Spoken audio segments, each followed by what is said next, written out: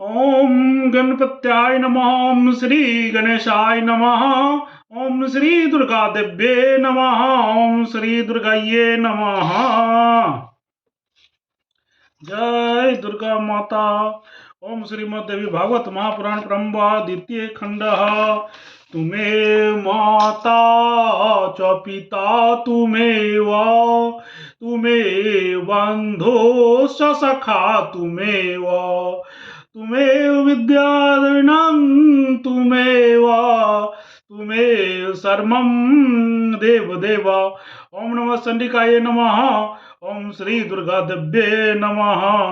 ओम श्री दुर्गाय नमः। बुध दुर्गा महारानी की जय। दुर्गे दुर्गत के नाशनी, दुर्गे दुर्गत के नाशनी, जय दुर्गा महारानी। द्वादशो अध्याय गंगा के ध्यान एवं श्रवण का वर्णन। गोलक में श्री राधा कृष्ण के अंश से गंगा के प्रादुर्भाव का कथा। नारायण बोले, हे नारद, कर्ण शाखाओं में कहा गया है कि देवी ध्यान सभी पापों का नाश करने वाला है। गंगा का वर्ण श्वेत कमल के समान स्वच्छ है, ये समस्त पापों का नाश करने वाली है। भगवान श्री कृष्ण के विग्रह से आविर्भूत है एवं परम साध्वी गंगा उन्हीं कृष्ण के समान है। उन्होंने अग्नि के समान पवित्र वस्त्र धारण कर रखा है। ये रत्नमयी भूषणों से विभूषित है। ये श्रेष्ठ गंगा शरतकालीन पूर्णिमा के सैकड़ों चंद्रों की शोभा को तिरस्कृत करने वाली है। मंद मुस्कान युक्त प्रसन्नता से इनका मुखमंडल शोभा पा रहा है। इनका तरुण सदा स्थिर रहने वाला है। ये भगवान नारायण की प्रिया है, शांत स्वभाव वाली है और उनके सौभाग्य से समन्वित है। ये मालती के पुष्पों की माला विभूषित चोटी धारण की हुई है। इनका ललाट चंदन की बिंदियों के साथ सिंदूरी बिंदियों के सुशोभित है। इनके गंड स्थल पर कस्तूरी आदि सुगंधित पदार्थों से नाना प्रकार की चित्रकारियां की हुई है।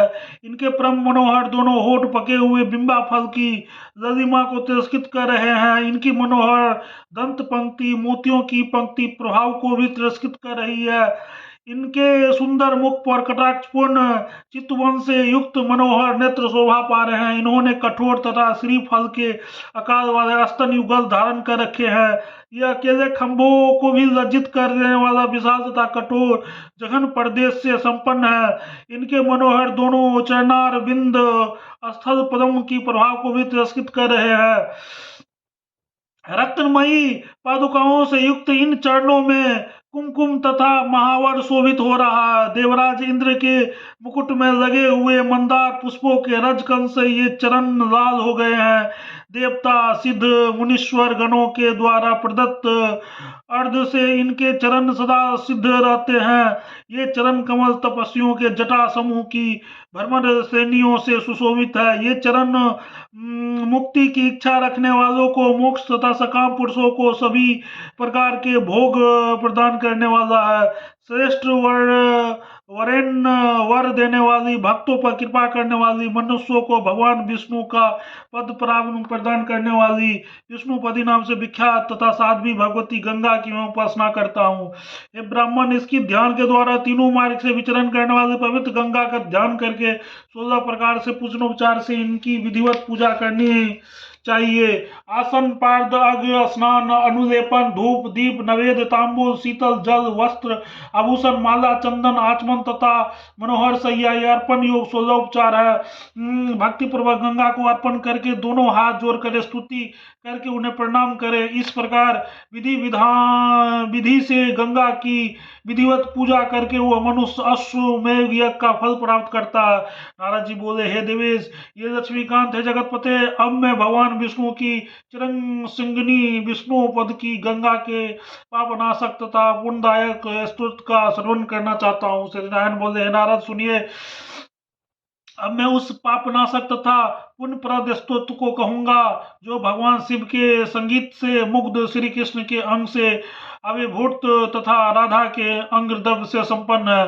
उन गंगा को मैं प्रणाम करता हूँ। सृष्टि के आरंभ में गोलक के रासमंडल में जिनका आविर्भाव हुआ था और जो सदा शंकर के सानिध्य में रहती है, उन गंगा को मैं प्रणाम करता हूँ। जो कार्तिक पूर्णिमा के दिन गोप तथा गोपियों से भरे राधा महोत्सव के शुभ अवसर पर सदा विराजमान रहती है, उन गंगा को मैं प्रणाम करता हूँ। जो गोलक में करोड़ों योजन चौड़ाई तथा उससे भी लाख गुना लंबाई फैली हुई है उस गंगा को मैं प्रणाम करता हूँ।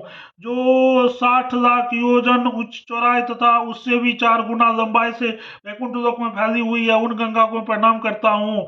जो ब्रह्मलोक में 3 लाख योजन चौड़ाई तथा उससे भी 5 गुनी लंबाई फैली हुई है उन गंगा को मैं प्रणाम करता हूँ। जो 3 लाख योजन चौड़ी और उससे भी 4 गुनी लंबी होकर शिवलोक में विद्वान है उस गंगा को मैं प्रणाम करता हूँ। जो ध्रुवलोक में 1 लाख योजन चौड़ाई तथा उससे भी 7 गुना लंबाई से विराजमान है उन गंगा को मैं प्रणाम करता हूँ। जो 1 लाख योजन चौड़ी तथा उससे भी 5 गुनी लंबी होकर चंद्रलोक में फैली हुई है उन गंगा को मैं प्रणाम करता हूँ। जो सूर्यलोक में 60,000 योजन चौड़े तथा उससे भी 10 गुने लंबे विस्तार में फैली हुई है उन गंगा को मैं प्रणाम करता हूँ। जो तपलोक में 1 लाख योजन चौड़ी तथा उससे भी 5 गुनी लंबी होकर प्रतिष्ठित है गंगा को मैं प्रणाम करता हूँ। जो जनलोक में 1000 योजन चौड़ाई तथा उससे भी 10 गुनी लंबाई में फैली हुई है उस गंगा को मैं प्रणाम करता हूँ। जो 10 लाख योजन चौड़ी उससे भी 5 गुनी लंबी होकर महर्लोक में फैली हुई है उन गंगा को मैं प्रणाम करता हूँ। जो चौड़ाई में 1000 योजन और लंबाई में उससे भी 100 गुनी होकर कैलाश में फैली हुई है उन गंगा को मैं प्रणाम करता हूँ। जो 100 योजन चौड़ी है उससे भी 10 गुनी लंबी होकर मंदाकिनी नाम से इंद्रलोक में प्रतिष्ठित है उस गंगा को मैं प्रणाम करता हूँ। जो 10 योजन चौड़ी तथा लंबाई से उससे भी 10 गुनी होकर पाताल लोक में भोगवती नाम से विद्वान है उस गंगा को मैं प्रणाम करता हूँ। जो 1 कोस भर चौड़ी तथा कहीं कहीं इससे भी कम चौड़ी होकर अलकनंदा नाम से पृथ्वी लोक में प्रतिष्ठित है उस गंगा को मैं प्रणाम करता हूँ। जो सतयुग में दुग्ध वर्ण, त्रेता युग में चंद्रमा की प्रभा, द्वापर में चंदन की आभा वाली रहती है उन गंगा को प्रणाम करता हूँ। जो कलयुग में केवल पृथ्वी तल पर जल की प्रभाव वाली तथा स्वर्ग लोक में सर्वदा दुग्ध के समान आभा वाली है उन गंगा को मैं प्रणाम करता हूँ। जिनके जल कणों के स्पर्श होते ही पापियों के हृदय में उत्पन्न हुआ ज्ञान उनके करोड़ों जन्मों में संचित ब्रह्म हत्या आदि पापों से भस्म कर देता है उन भगवती गंगा को मैं प्रणाम करता हूँ। ये ब्राह्मण इस प्रकार 21 श्लोकों से गंगा की यह स्तुति कही गई है। यह श्रेष्ठ स्तुति पापों का नाश तथा पुण्यों को उत्पत्ति करने वाला है।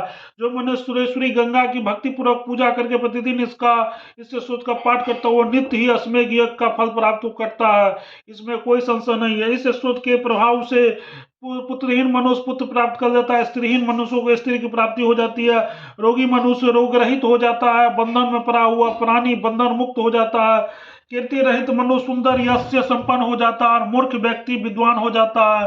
यह सर्वथा सत्य है। जो प्रातः काल उठकर इस पवित्र गंगा स्तुति का पाठ करता है दुस्वप्न में भी उसका मंगल ही होता है, वह गंगा स्नान का फल प्राप्त कर लेता है। श्री नारायण बोले, हे नारद, इस स्तुति के द्वारा गंगा की स्तुति करके और फिर उन्हें अपने साथ लेकर वे भागीरथ उस स्थान में पहुंचे जहाँ राजा सागर के पुत्र जल में भस्म हो गए थे। गंगा का स्पर्श करके ब्रह्म बहने वाली वायु के संपर्क में आते ही हुए सागर पुत्र तत्काल वैकुंठ चले गए। गंगा भागीरथ के द्वारा लाई गई भागीरथी नाम से विख्यात हुई है। नारद, इस प्रकार मैंने सारभूत तथा पुण्य तथा मोक्ष प्रदान करने वाले उस गंगोपाख्यान का संपूर्ण वर्णन कर दिया। अब आप आगे क्या सुनना चाहते हैं? नारद जी बोले, प्रभु, तीनों मार्ग में संचलन करने वाले तथा समस्त लोगों को पवित्र करने वाली गंगा किस लिए, कहाँ, किस प्रकार से आविर्भूत हुई, सब मुझे बताइए। वहां पर जो लोग स्थित थे उन्होंने क्या श्रेष्ठ कार्य किया, आप इन सभी बातों का विस्तार पूर्वक बताने का कृपा कीजिए।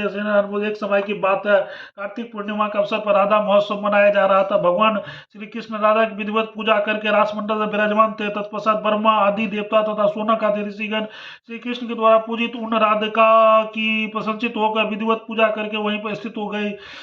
इतने में भगवान श्री कृष्ण के संगीत सुनने वाली देवी सरस्वती बिना लेकर सुंदर लाल स्वर के साथ मनोहर गीत गाने लगी। तब ब्रह्मा जी ने प्रसन्न होकर उस सरस्वती को सर्वोत्तम रत्नों से निर्मित एक हार समर्पित किया।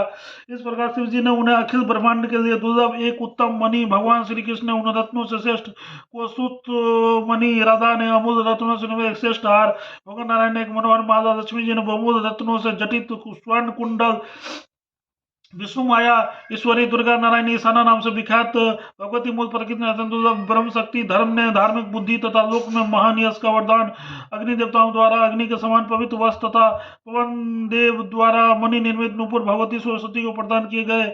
इतने में ब्रह्मा जी से प्रेरित होकर भगवान शंकर रास के उल्लास को बढ़ाने के लिए शक्ति से संपन्न होकर कृष्ण संबंधी मधुर गीत गाने लगे। इसे सुनकर सभी देवता सम्मोहित हो गए और चित्त विचित्त पुतले के भांति प्रतीत होने लगे। बड़ी कठिनाई से किसी प्रकार चेतना लौटे उन्होंने देखा कि रास मंडल में संपूर्ण स्थल जलमय हो गया और वो राधा सदा कृष्ण से रहित था। तब सभी गोपियां देवता दिव्य उच्च स्वर में विलाप करने लगे। वहां पर श्री ब्रह्मा जी ने ध्यान के द्वारा कृष्ण का सारा पवित्र विचार जान लिया। वे कृष्ण ही राधा के साथ मिलकर द्रव्यमय हो गए थे। तदंतर ब्रह्मा तथा आदि सभी देवता परमेश्वर कृष्ण की स्तुति करने लगे। पुनः उन्होंने कहा कि हे विभो, हम लोग यह अभिलाषित वर है कि आप हमें अपने श्री विग्रह का दर्शन करा दें। इसी बीच आकाशवाणी हुई। पूर्ण रूप से स्पष्ट तथा मधुरता युक्त वाणी में सभी लोगों ने सुना कि मैं सर्वात्मा कृष्ण हूँ, मेरी शक्ति स्वरूप यह राधा भक्त पर अनुग्रह करने वाली है। हम दोनों ही जलमय विग्रह धारण किया है। मेरे तथा इन राधा के देह से आप सबको क्या करना है? सुरेश्वर, मनु, मानव, मुनि और वैष्णव ये सभी लोग मेरे मंत्रों से पवित्र होकर मेरा दर्शन करने के लिए मेरे धाम आएंगे। इसी प्रकार यदि आप लोग भी मेरे वास्तविक शिव विग्रह का प्रत्यक्ष दर्शन करना चाहते हैं तो आप लोग ऐसा प्रयत्न कीजिए कि जिससे शिव जी वहीं पर रहकर मेरी आज्ञा का पालन करे। हे विधाता, हे ब्रह्मा, आप स्वयं जगत गुरु शिव को आदेश कीजिए कि वो संपूर्ण अभिष्ट फल प्रदान करने वाले बहुत से अपूर्व मंत्रों, स्तुत्वों, ध्यानों तथा पूजन की विधियों से युक्त वेदांत स्वरूप अत्यंत मनोहर तथा विशिष्ट शास्त्र की रचना करें। मेरे मंत्र, कवच और स्तोत्र से संपन्न यह शिव चरित्र शास्त्र यत्न पूर्वक गुप्त रखा जाना चाहिए। मेरे जिन मंत्रों से गुप्त रखने से पापी लोग मुझे विमुख रहे वैसा ही कीजिए। किंतु हजारों सैकड़ों में यदि कोई ऐसे मंत्र का उपासक पुण्यात्मा मिल जाए तो उसके समक्ष मेरे मंत्र का प्रकाशन कर देना चाहिए, क्योंकि सर्वथा गोपनीय रखने से शास्त्र रचना ही व्यर्थ हो जाएगी। इस प्रकार मेरे मंत्र के पवित्र होकर हुए लोग मेरे को प्राप्त होंगे, नहीं तो शास्त्र का भाव में कोई भी मेरे लोक में नहीं आएंगे। साथ ही पुण्यात्माओं के लिए प्रकाशित किए गए पूर्वोक्त मंत्रोपदेश के कारण यदि परंपरानुसार सभी लोग उस मंत्र के प्रभाव से गोलकवासी हो जाएंगे, तब तो ये संपूर्ण ब्रह्मांड के अंतर्गत प्राणियों के अभाव के कारण ब्रह्मा जी की ये ब्रह्मांड ही निष्फल हो जाएगा। अतः हे ब्राह्मण, आप सात्विक तथा भेद से 5 प्रकार के लोगों की रचना करके सृष्टि के अंतर्गत कीजिए, यही सर्वथा समीचीन है। ऐसा होने से कुछ लोग पृथ्वी पर रहेंगे और कुछ लोग स्वर्ग में रहेंगे। हे ब्रह्मा, यदि शिव की तंत्र शास्त्र की रचना हेतु देव सभा में दृढ़ प्रतिज्ञा करेंगे, वे भी शीघ्र ही मेरे विग्रह का साक्षात दर्शन भी प्राप्त कर लेंगे। आकाशवाणी के रूप में इस प्रकार कहकर सनातन श्री कृष्ण चुप हो गए। उनकी वाणी सुनकर जगत की व्यवस्था करने वाला ब्रह्मा जी ने भगवान शिव से प्रसन्नतापूर्वक यह बात कही। ब्रह्मा जी के बात सुनकर ज्ञानियों में श्रेष्ठ ज्ञानेश्वर भगवान शिव जी ने हाथ में गंगा जल लेकर आज्ञा का पालन करके स्वीकार कर दिया। उन्होंने कहा कि मैं प्रतिज्ञा पालन के लिए विष्णु माया के मंत्र समूहों का संपन्न तथा वेदों के सारभूत उत्तम तंत्र शास्त्र की रचना करूंगा। यदि कोई मनुष्य हाथ में गंगा जल लेकर झूठी प्रतिज्ञा करता है तो वह कालसूत नरक में जाता है। ब्रह्मा की आयु पर्यंत वहीं पर उसे रहना पड़ता है। ब्रह्मा गोलक में देव सभा में शंकर जी से ऐसा कहते ही भगवान श्री कृष्ण भगवती राधिका के साथ वहां प्रकट हो गए। तब उस पुरुषोत्तम श्री कृष्ण के प्रत्यक्ष देखकर सभी देवता परम प्रसन्न होकर उसकी स्तुति करने लगे और परम आनंद के परिपूर्ण होकर फिर से उत्सव मनाने लगे। नारद, समयानुसार उन भगवान शिव ने मुक्ति दीप स्वरूप तंत्र शास्त्र का निर्माण किया। इस प्रकार मैंने आपसे अत्यंत गोपनीय एवं दुर्लभ प्रसंग का वर्णन कर दिया। गोलक से अभिभूत तथा राधा कृष्ण के विग्रह से उत्पन्न हुए द्रव्य रूपनी गंगा भोग तथा मोक्ष प्रदान करने वाली है। परमेश्वर भगवान श्री कृष्ण के स्थान स्थान पर उस गंगा की स्थापना की है। श्री कृष्ण स्वरूप यह अति श्रेष्ठ गंगा समस्त ब्रह्मांडों की पूजा की जाती है। इति भागवत महापुराणे संहितायां स्कंदे गंगो उपाख्यान वर्णन नाम 12वाध्याय तत्सत। प्रेम से बोलो जगत जननी जगदम्बा माता की जय, बोलो दुर्गा महारानी की जय।